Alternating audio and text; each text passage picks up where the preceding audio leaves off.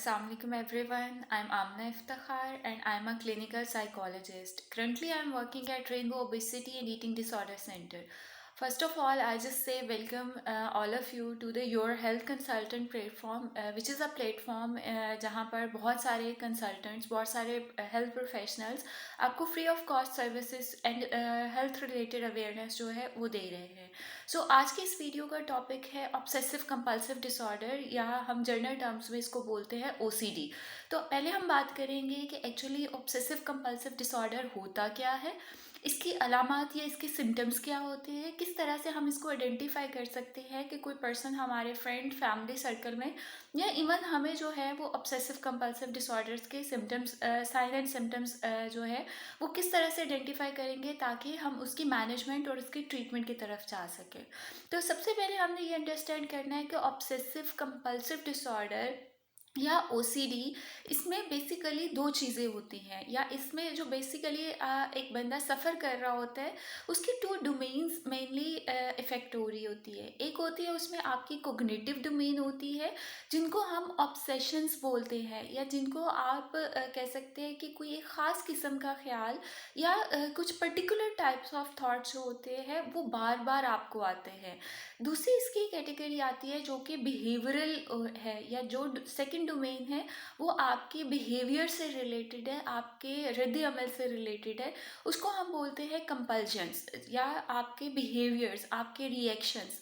अब obsessive compulsive disorder basically जो है इट्स एन एंजाइटी डिसऑर्डर, या जिसे हम आम अल्फाज में तशवीश का मर्ज़ बोलते हैं. अब तशवीश का मर्ज़ ये होता है कि आपको कोई ख़ास किस्म का डर, खौफ या सोच जो होती है वो बार बार तंग कर रही होती है, जो कि एंजाइटी की जर्नल सिम्टम्स में कंसीडर किया जाता है. तो जब आपकी एंजाइटी एक ख़ास किसी थॉट पैटर्न पर चली जाती है तो हम उसको बोलते हैं कि ये अब आपका ऑब्सेशन बन गया है, या ये आपका एक रेपिटेटिव थॉट बन गया है.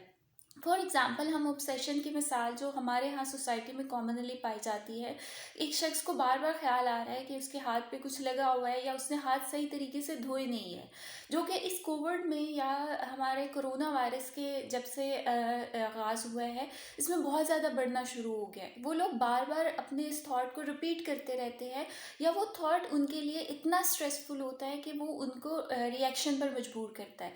या उसके साथ एक आपका अल्टरनेटिव बिहेवियर होता है, कंपनसेटरी बिहेवियर होता है अपनी स्ट्रेस को कम करने के लिए.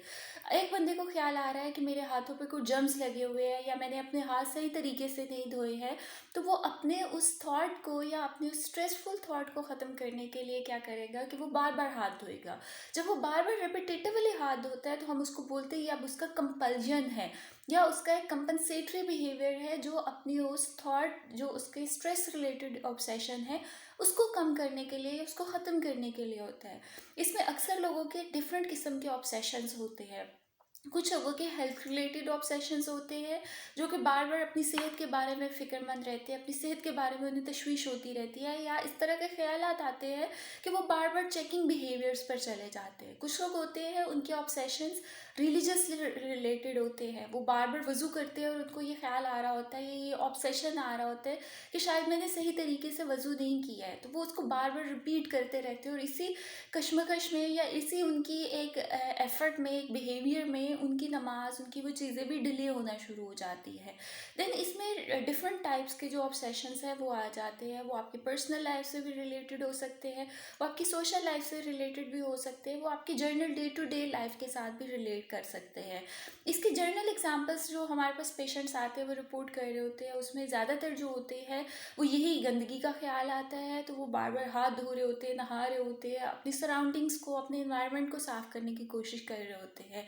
इसके अलावा चेकिंग बिहेवियर्स इसमें बहुत ज़्यादा होते हैं, या आपको ये डाउट जो होता है वो बहुत होता है कि मैंने पता नहीं चूल्हा बंद किया है या नहीं किया, या मैंने दरवाज़ा बंद किया है या नहीं किया, मैंने गाड़ी लॉक की है या नहीं की है.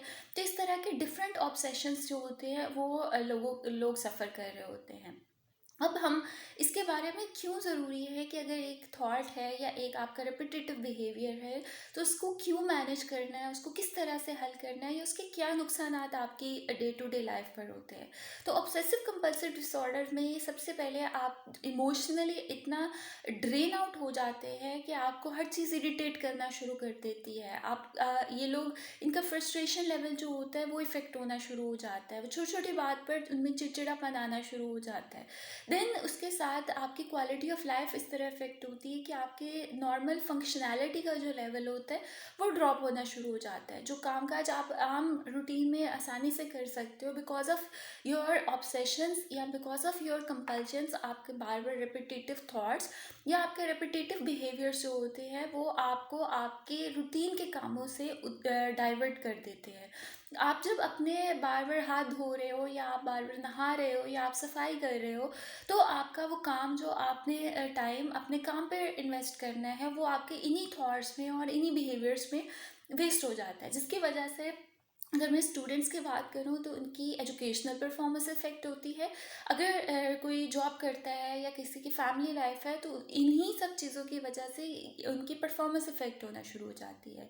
तो इसकी जब मैनेजमेंट की बात करते हैं, तो मैनेजमेंट में हमने पहले ये देखना होता है कि ऑब्सेसिव कंपल्सिव डिसऑर्डर की रेंज क्या है। अगर तो माइल्ड टू मॉडरेट है, तो उसके लिए हम साइकोथेरेपी जो होती है उसको बेस्ट कंसीडर करते हैं।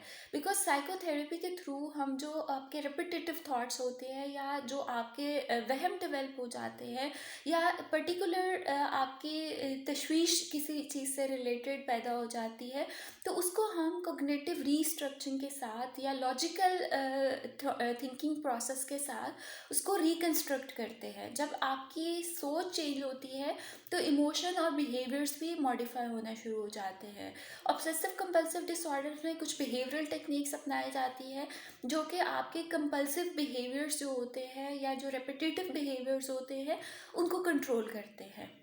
अगर किसी के सिम्टम्स जो है वो मॉडरेट टू सवियर रेंजेस में चले जाते हैं, तो वहाँ पर ये होता है कि हम फिर for the shorter time period कुछ ऐसी जो एंजाइटी मेडिकेशंस होती है वो पेशेंट्स के लिए प्रिस्क्राइब करते हैं, ताकि थोड़े टाइम तक उनको एक विंडो ऑफ अपॉर्चुनिटी मिल जाए कि उनका जो न्यूरो ट्रांसमीटर इम्बैलेंस है वो रेगुलर हो, और पेशेंट्स के टेंशन, कंसंट्रेशन और रिलेटेड जो उनकी स्ट्रेस होती है वो कम होती है, जिसकी वजह से फिर वो साइकोथेरेपी या अपने जो बिहेवियरल मैनेजमेंट होती है उसको अच्छा रिस्पॉन्ड करते हैं।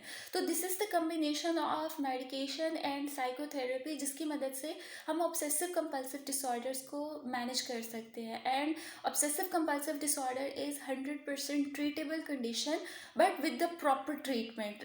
अगर मैं कंपेयर करूँ डिप्रेशन के या किसी और भी साइकोलॉजिकल डिसऑर्डर के साथ, तो as compare to other psychological disorder, obsessive compulsive disorder का जो ट्रीटमेंट होता है वो थोड़ा सा प्रोलॉन्ग होता है, या दूसरों से इसके सेशंस की तादाद थोड़ी ज़्यादा होती है। तो इसमें दो डोमेन्स आपकी इफेक्ट हो रही होती है, एक कोग्निटिव और एक बिहेवियरल। तो हम पैरेलल इन दोनों डोमेन्स के जो होते हैं वो काम कर रहे होते हैं, और जब कोई काफ़ी हद तक पेशेंट्स अपनी कोपिंग स्किल सीख लेते हैं, तो वो अपने आप को इस सिचुएशन में से निकालना शुरू कर देते हैं, उनका सेल्फ कंट्रोल जो होता है वो बेहतर होना शुरू हो जाता है। So at the end of that video I must appreciate कि अगर आप में से किसी को भी या आपके इर्द गिर्द आप आइडेंटिफाई करते हो किसी को भी ऑब्सेसिव कंपल्सिव डिसऑर्डर्स है, तो never feel hesitation to get the professional help. क्योंकि अगर हमें कोई फिजिकल इशू होता है, आपको किसी को पेट दर्द होती है, सर दर्द होता है, तो we never feel hesitation to go for doctor. But अगर कोई एंजाइटी का शिकार है या किसी को कोई साइकोलॉजिकल इश्यूज चल रहे होते हैं, तो हमारे यहाँ उसको इग्नोर किया जाता है, हम प्रोफेशनल्स हेल्प लेने से कतरा रहे होते हैं। तो आई मस्ट से दैट कि जिस तरह हमारी फिजिकल हेल्थ इंपॉर्टेंट है, इसी तरह से आपकी mental health and mental wellness भी इम्पॉर्टेंट है। So thank you so much.